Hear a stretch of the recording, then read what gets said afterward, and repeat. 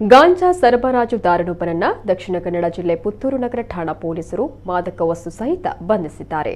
ಈ ಸಂದರ್ಭ ಆರೋಪಿ ಬಳಿ ಪಿಸ್ತೂಲು ಹಾಗೂ ಸಜೀವ ಗುಂಡು ಪತ್ತೆಯಾಗಿದೆ. ವಿಟ್ಲ ಕುಂಡಡ್ಕ ನಿವಾಸಿ ಇಬ್ರಾಹಿಂ ಅವರ ಪುತ್ರ ಮೊಹಮ್ಮದ್ ಮುವಾಜ್ ಬಂಧಿತ ಆರೋಪಿ.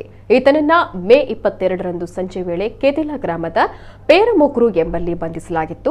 ಬಂಧಿತನಿಂದ ಕಾರು, ಗಾಂಜಾ ಸೇರಿದಂತೆ ಸುಮಾರು ರೂಪಾಯಿ 5.86 ಲಕ್ಷ ಮೌಲ್ಯದ ಸ್ವತ್ತುಗಳನ್ನು ವಶಕ್ಕೆ ಪಡೆಯಲಾಗಿದೆ.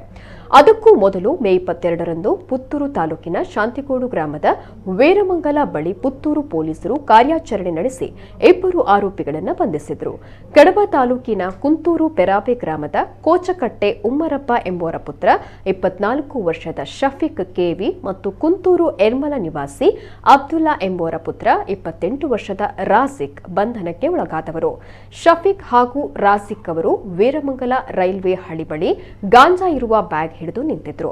ಈ ಬಗ್ಗೆ ಖಚಿತ ಮಾಹಿತಿ ಮೇರೆಗೆ ಪೊಲೀಸರು ದಾಳಿ ನಡೆಸಿ ಬಂಧಿಸಿದ್ದಾರೆ. ವಿಚಾರಣೆ ವೇಳೆ ಇವರ ಸ್ನೇಹಿತನಾದ 30 ವರ್ಷದ ಮೊಹಮ್ಮದ್ ಮುವಾಜ್ ಎಂಬಾತ ಆರೋಪಿಗಳಿಗೆ ಗಾಂಜಾ ಸರಬರಾಜು ಮಾಡ್ತಾ ಇದ್ದ ವೇಳೆ ಘಟನೆ ಬಯಲಾಗಿದೆ.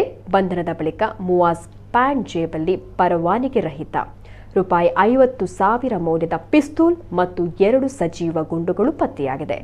ಕಾರಿನ ಡಿಕ್ಕಿಯಲ್ಲಿ ಸುಮಾರು 2 ಕೆಜಿ ಗಾಂಜಾ ತುಂಬಿದ 50 ಗ್ರಾಂ ತೂಕದ 5 ಪ್ಯಾಕೆಟ್, ರೂಪಾಯಿ 330 ನಗದು, ಪಾನ್ ಕಾರ್ಡ್, 11 ಎಟಿಎಂ ಕಾರ್ಡ್ಗಳು, ಮೊಬೈಲ್ ಫೋನ್, ಪಿಸ್ತೂಲ್ ಮಾದರಿಯ ಸಿಗರ್ ಲೈಟ್ ಮಾತ್ರೆಗಳು ಸಿಕ್ಕಿವೆ. ಕೃತ್ಯಕ್ಕೆ ಉಪಯೋಗಿಸಿದ ಕಾರು ಸೇರಿದಂತೆ ಒಟ್ಟು 5,86,530 ರೂಪಾಯಿ ಮೌಲ್ಯದ ಸ್ವತ್ತುಗಳನ್ನು ವಶಕ್ಕೆ ಪಡೆದುಕೊಳ್ಳಲಾಗಿದೆ. ಹಾಗೂ ಪ್ರತ್ಯೇಕ ಪ್ರಕರಣವೊಂದರಲ್ಲಿ ಇನ್ನೊಬ್ಬ ಡ್ರಗ್ ಪೆಡ್ಲರ್ ಅನ್ನ ಪುತ್ತೂರು ನಗರ ಠಾಣಾ ಪೊಲೀಸರು ಬಂಧಿಸಿದ್ದಾರೆ.